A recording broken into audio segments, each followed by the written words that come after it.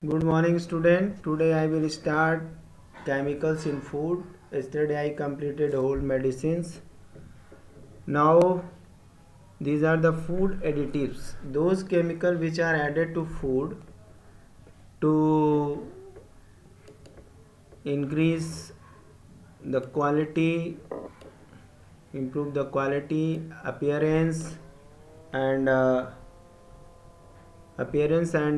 taste, order and nutritive value. These are the food additive. Some important food additives are the food color, flavor and sweetener, emulsifier and stabilizing agent, flavor flavor flavor improvement and nutritional value for the mineral, vitamins and amino acids. तो student आज हम लोग chemical in food पढ़ेंगे।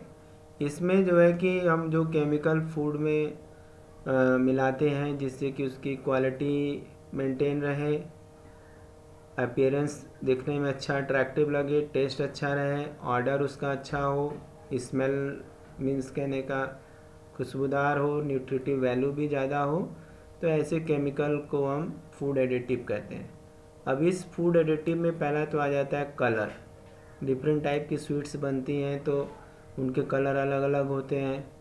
Flavour अगर अच्छा होगा तो हम ज़्यादा खाएंगे। स्वीटनर्स को, आर्टिफिशियल स्वीटनर्स को मिला दिया जाता है ताकि जो है कैलोरी पे इफेक्ट ना पड़े। फैट इमल्सीफायर्स को मिला दिया जाता है, स्टेबलाइजिंग एजेंट्स को मिला दिया जाता है कि लंबे समय तक वो फूड काम करे। फ्लेवर को इम्प्रूव करने के लिए भी एंटी स्टेलिंग एजेंट्स मिला दिए जाते हैं, ब्लीचिंग एंटीऑक्सीडेंट मिला देते हैं जिससे फ्लेवर हमेशा फूड का बना रहे। प्रिजर्वेटिव मिला देते हैं कि फूड ज़्यादा दिन तक काम करे। और न्यूट्रिशनल सप्लीमेंट को ध्यान में रखते हुए कि प्रॉपर अमाउंट में अगर उसके अंदर मिनरल है, विटामिन्स है, अमीनो एसिड है तो हमारे हेल्थ के लिए बहुत अच्छा है। तो इसमें फर्स्ट कैटेगरी में हम लोग आते हैं जो हमारे कोर्स में है, वो है artificial sweetener. These are the artificial sweetening agents. As you know that sucrose and fructose, these are the most widely used natural sweetener. ये जो सुक्रोज और फ्रुक्टोज हैं ये बहुत ज़्यादा यूज़ होने वाले प्राकृतिक यानी नेचुरल स्वीटनर हैं, लेकिन इनको ज़्यादा यूज़ करने से एक तो कैलोरी भी हो जाती है ज़्यादा, और इसके अलावा जो हमारे दांत है ना वो डिके होने लगते हैं। Promote tooth decay. अगर बहुत ज़्यादा मीठी चीज़ें हम लोग खाते हैं तो उनसे हमारे दांत खराब हो जाते हैं, इनेमल्स खराब हो जाते हैं, ठीक है। और इन सारी प्रॉब्लम को अवॉइड करने के लिए इवन ज़्यादा मीठा खाने से डायबिटीज़ भी हो जाता है, मोटापा भी हो जाता है, ओबेसिटी आ जाती है। तो इन सब चीज़ों को ध्यान में रखते हुए आर्टिफिशियल स्वीटनर बनाए गए। इनके भी साइड इफ़ेक्ट हैं मगर उतने नहीं हैं, लेकिन ये न तो कैलोरी बढ़ाते हैं न तो ओबेसिटी लाते हैं, डायबिटीज़ पेशेंट्स के लिए भी बहुत हेल्पफुल होते हैं। तो ये आर्टिफिशियल जो स्वीटनर्स हैं इसमें हमारा पहला है सैक्रिन। जो हम मार्केट में शुगर फ्री टैबलेट लेते हैं वो सैक्रिन है, ओके, जिसको हम सल्फोबेंजीमाइड कहते हैं। अब ये सल्फोबेंजीमाइड जो होता है फर्स्ट पॉपुलर स्वीटनिंग एजेंट है, सबसे पहले इसको बनाया गया था और स्वीटनिंग एजेंट में इसका यूज किया गया था। ये वाटर में तो इनसॉल्युबल है, चूँकि हम जानते हैं कि ये ऑर्गेनिक है, and it is sold in the market as it is soluble sodium और कैल्शियम साल्ट। मार्केट में ये जो मिलता है वो साल्ट के फॉर्म में मिलता है। और अगर किसी आम शुगर से इसकी स्वीटनेस की बात करें तो 550 times more sweetener than the sugar यानी चीनी से ये जो है 550 टाइम ज़्यादा स्वीट है और इनसॉल्युबल इन वाटर है, लेकिन ये है कि हीट रेजिस्टेंट नहीं है, तो हम इसका यूज कर सकते हैं। तो पहला जो सबसे पहला और सबसे मोस्ट पॉपुलर जो स्वीटनर है वो है सैक्रिन। जिसका यूज स्वीटनिंग एजेंट में किया गया था और आज भी हम लोग शुगर फ्री के रूप में करते हैं, मार्केट में अवेलेबल है। ये वाटर में इनसॉल्युबल होता है, इसलिए ये सॉलिड फॉर्म में मार्केट में सॉलिड सोडियम और कैल्शियम साल्ट के रूप में बिकता है। क्योंकि अगर वैसे ले लेंगे तो वो सॉल्युबल होगा नहीं, साल्ट के फॉर्म में होगा तो सॉल्युबल हो जाएगा। तो क्वेश्चन ये पूछा जा सकता है कि ये वाटर में इनसॉल्युबल है तो इसकी क्या यूज है इसका? तो कोई यूज नहीं है। लेकिन अगर ये साल्ट के फॉर्म में होगा तो इसका यूज अच्छा होगा, ठीक है। और अगर इसकी स्वीटनिंग की बात करेंगे तो स्वीटनेस अगर देखा जाए तो आम शुगर के कंपैरिजन में ये 550 टाइम्स क्या है, मोर स्वीट है। और इससे न तो कोई कैलोरी बढ़ने वाली है, ऐड होने वाली है, न ओबेसिटी आने वाली है, न तो जो है कि ये टूथ डिके का कोई प्रॉब्लम होने वाला है। ओके, नेक्स्ट हम आते हैं लेकिन ये है कि ये हीट रेजिस्टेंट नहीं होता है, तो हम इसको जो चीज़ें मिठाइयाँ वगैरह बनाते हैं तो उसमें यूज इसका नहीं कर सकते हैं। कोल्ड चीज़ में, लिटिल हॉट चीज़ों में, चाय वगैरह में यूज कर सकते हैं। इसके बाद एस्पार्टम जो नेक्स्ट जो है स्वीटनिंग एजेंट है, ओके, ये मोस्ट पावरफुल सक्सेसफुल है, सबसे ज़्यादा ये यूज होने वाला है।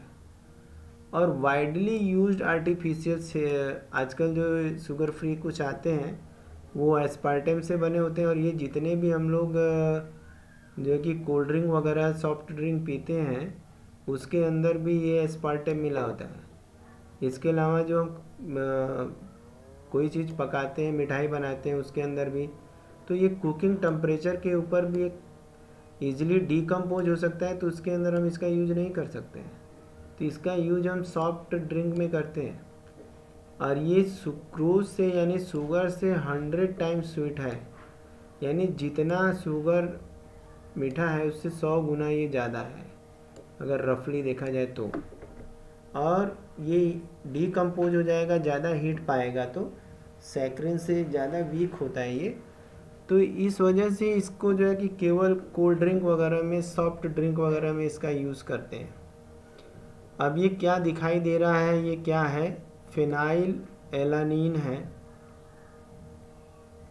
यहाँ से यहाँ तक ये फिनाइल एलानीन है। और फिर ये मेथिल एस्टर, ये एस्टर पार्ट है। ओके, यहाँ पे CH3, this is the CH3। Okay,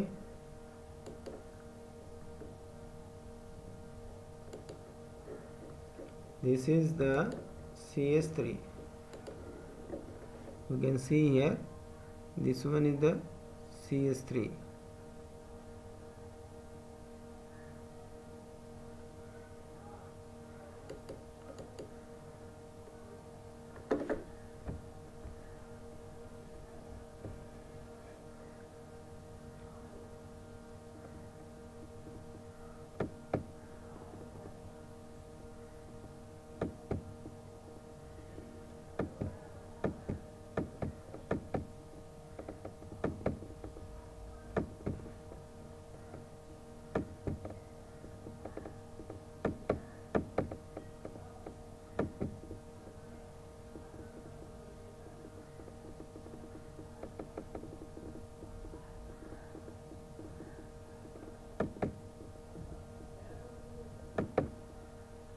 okay, ये है CH3, COO CH3, ये एस्टर पार्ट है।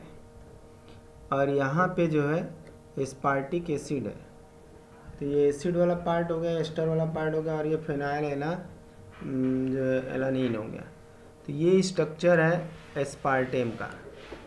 ओके, अब हम नेक्स्ट देखेंगे।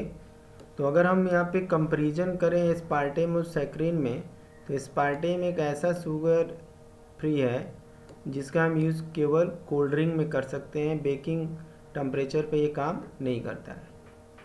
नेक्स्ट हमारा है एलिटेम। एलिटेम जो होता है सिमिलर टू एस्पार्टेम, एस्पार्टेम के समान ही होता है, मगर यहाँ पे ये कि मोर स्टेबल है, यानी कि इसको अगर हमें कोई चीज़ पकाना है तो भी इसमें यूज कर सकते हैं। और इसकी स्वीटनेस की बात अगर हम करें तो ये किसी सुक्रोज से 2000 गुना ज़्यादा है। यानी इसकी जो स्वीटनेस है उसको हम कंट्रोल नहीं कर सकते हैं, इतनी ज़्यादा स्वीट है।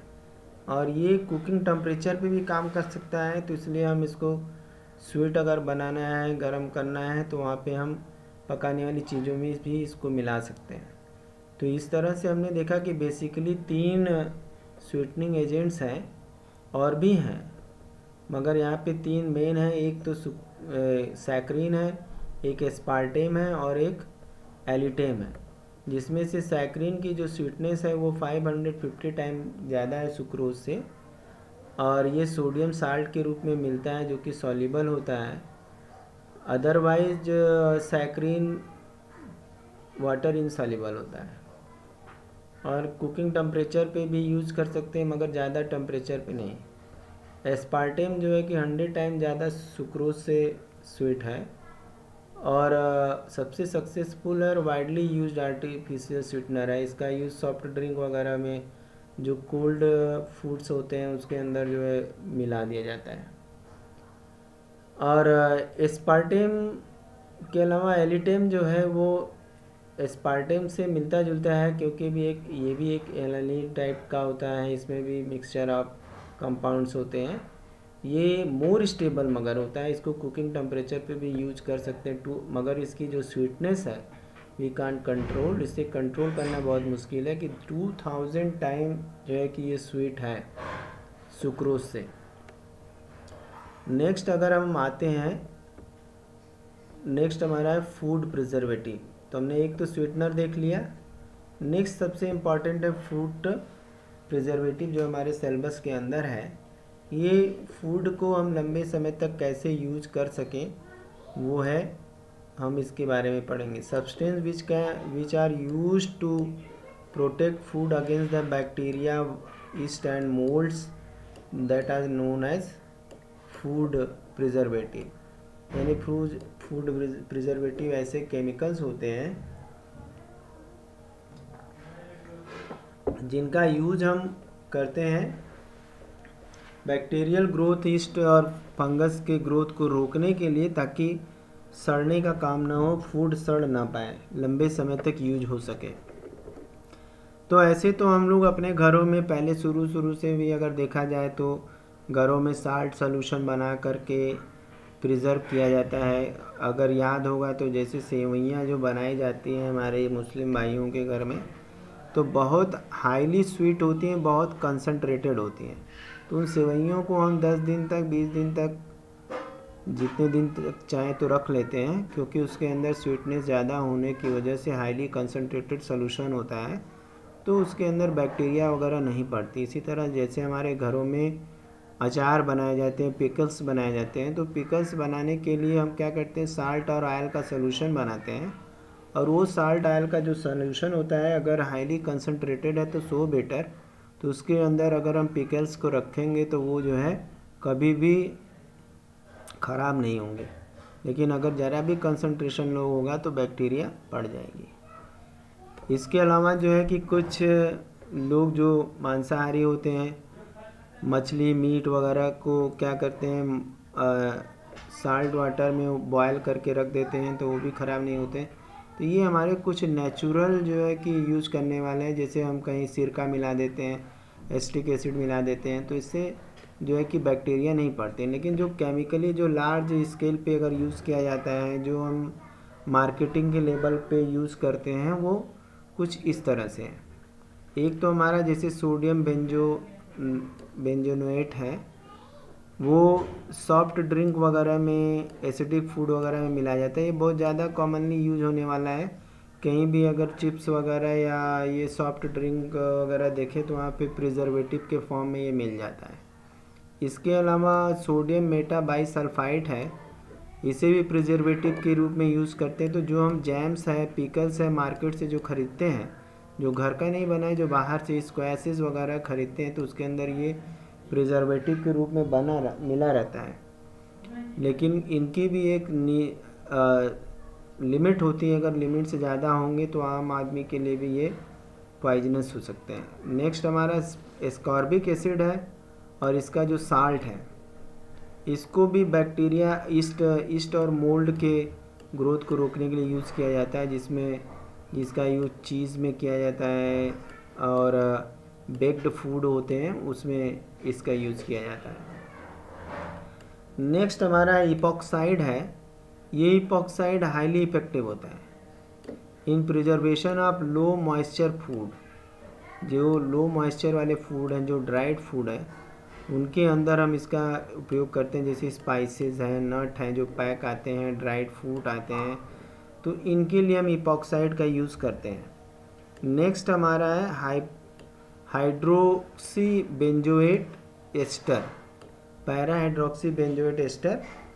और ये नो प्रेसिपिटेबल इफेक्ट है यहाँ पे ऑन फ्लेवर के ऊपर, कोई प्रेसिपिटेशन नहीं होता है। बाकी का हो सकता है, कहीं कभी इफेक्ट उन केमिकल के आते हैं।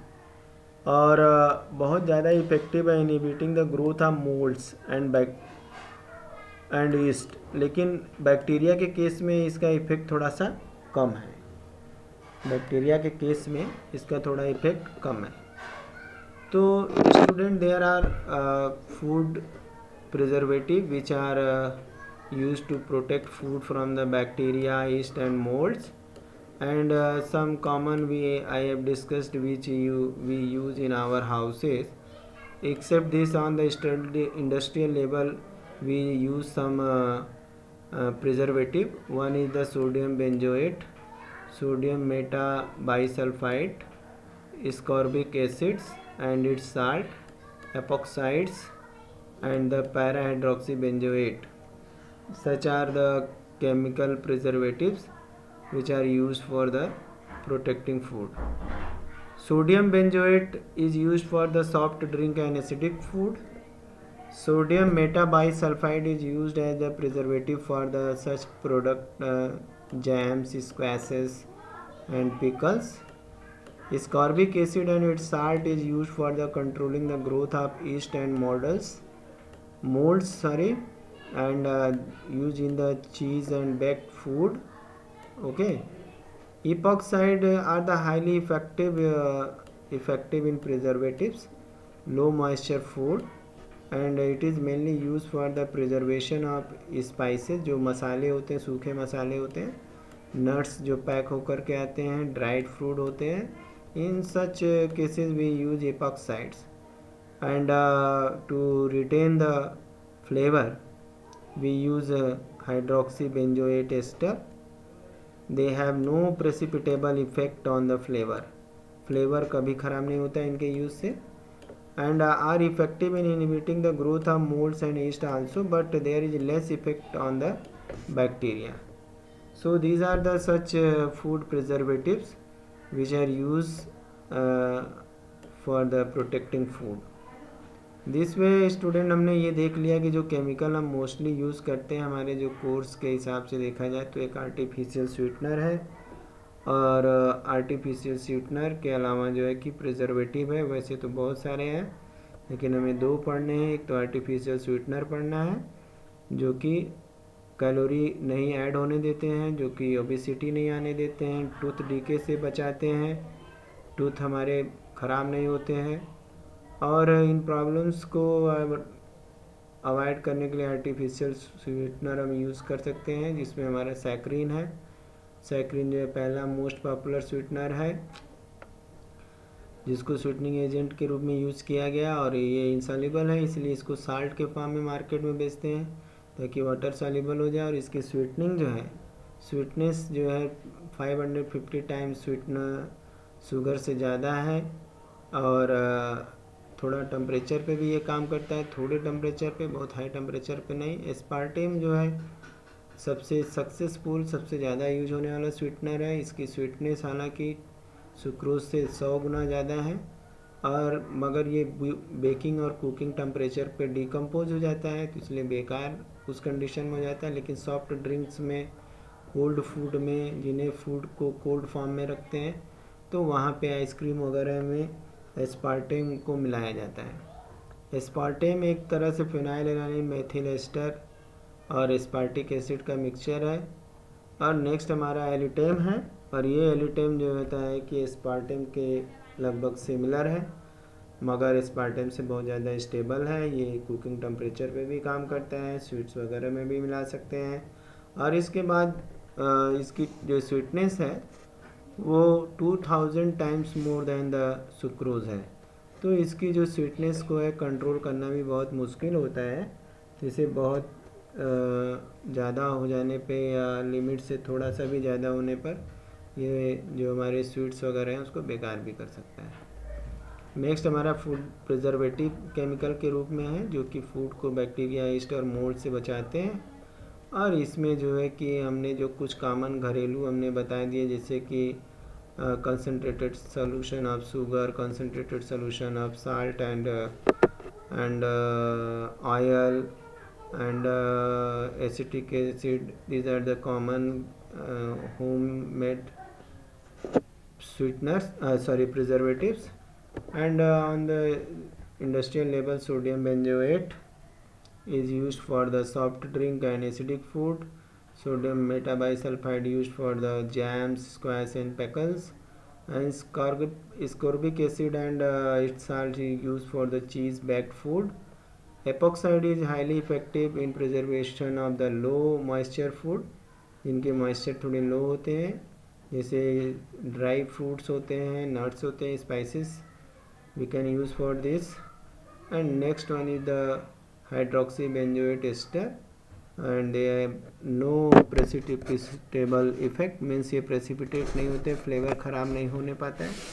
और ये जो है मोल्ड्स और ईस्ट के ग्रोथ को तो रोकते ही हैं, लेकिन बैक्टीरिया के लिए थोड़ा लो इफेक्टिव है। ओके, तो इस तरह से हमने फूड एडिटिव्स को देख लिया। नेक्स्ट हमारा जो है वो है क्लीनिंग एजेंट। क्लीनिंग एजेंट क्या होते हैं? कुछ नेचुरल, कुछ सिंथेटिक सब्सटेंस होते हैं जिनका यूज़ हम क्लीनिंग प्रोसेस के लिए करते हैं, जिनकी मदद से हम डर्ट और डस्ट को रिमूव करते हैं। ये हमारे क्लीनिंग एजेंट्स होते हैं। और chemical substance which concentrate at the surface of the solution or the interface form the surface film and reduce the surface tension of the solution and help to remove the dirt and dust by the emulsifying grease called the surface active agents or the surfactant. Okay, तो ये जो cleaning agent ऐसे सब्सटेंट होते हैं जो कि एक surface पे कंसनट्रेट सोल्यूशन या इंटरफेस बना देते हैं, सरफेस फिल्म बना देते हैं, जिससे क्या होता है कि सरफेस टेंशन सोल्यूशन का कम हो जाता है और इससे आसानी से हम जो है कि डर्ट, डस्ट, ग्रीस को रिमूव कर पाते हैं। तो इनको हम सरफेस एक्टिव एजेंट भी कहते हैं। और this active agent contain 2 group, इसमें 2 ग्रुप होता है। One the oil loving lipophilic होता है, other is the water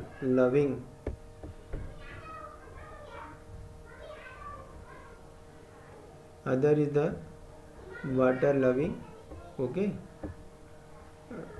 hydrophilic. This one have the 2 categories, one is the soap and one is the synthetic detergent. Today I will see the soap, and you know also what are the soaps. You have learned in the 10th class also. Soaps are the sodium potassium salts of higher fatty acid such as the lauric acid, palmitic acid and the stearic acids or oleic acid. These are the acids and whose sodium and potassium salts are used for the making soap. And soaps are formed by the heating fat or oil with the aqueous sodium hydroxide solution. Okay, and this way we find the soap, and this process is known as soapnification. You have learned in 10th. This is the stearic acid, okay, which is the glycerol ester of stearic acid. Here is this portion is the whole fatty acid part, This one is the fatty acid part, and this one is the alcoholic part. Therefore it is called the ester. This one is the alcoholic part. Okay, when we use sodium hydroxide and heat them, then the sodium stearate is formed and alcoholic part is removed by the glycerol. Glycerol is a very important byproduct of the saponification process. Next we will see here the type of soap. Then we will see the action. What are the type of soap? As you know, as you use, one is the toilet soap we use for bathing, and they are used by the using better grade of fat. For bathing we use the such type of better grade of the fat oils. Okay, care is taken to remove the excess alkali. Okay, much alkali in soap is very harshing for the skin. Therefore toilet soaps are used by taking the better grade of fats and oils. Next one is the floating soap. What are the floating soap? They are the tiny